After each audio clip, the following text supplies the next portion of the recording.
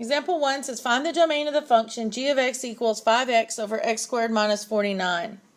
So is my domain negative infinity to positive infinity? Why not? It's a fraction. And what did we say the restriction on a fraction is? Yeah, the denominator cannot equal 0. So in this case, what's my denominator? X squared minus 49. How can I solve that?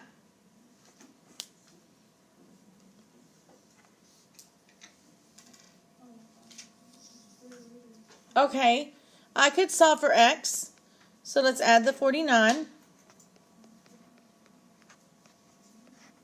And so we get x squared cannot equal 49. How do you get rid of the square? Square root it. And so it means x cannot equal, what's the square root of 49? And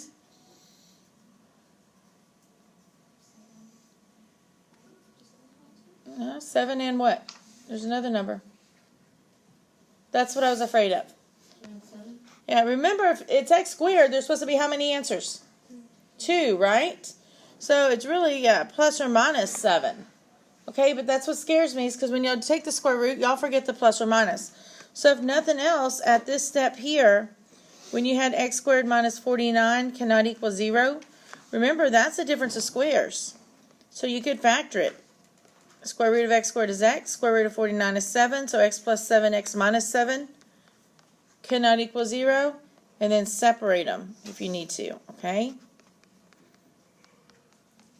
And so we get x cannot equal positive 7 and x cannot equal negative 7. So because you know it's x squared, guys, you know that there's 2 solutions. Make sure you have 2 solutions. You take the square root. If you work it that first way, you have to put the plus or minus. All right, so let's think about this. If I put this on a number line,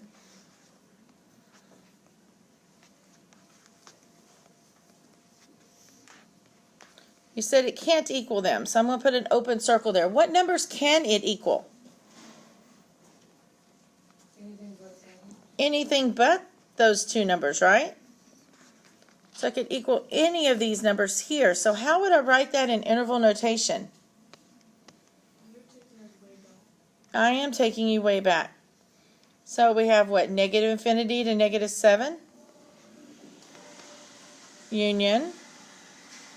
Negative 7 to positive 7, union, and 7 to infinity. And remember, I use the parentheses on the 7s and the negative 7s because it's not equal to them. So this right here is our domain of this problem.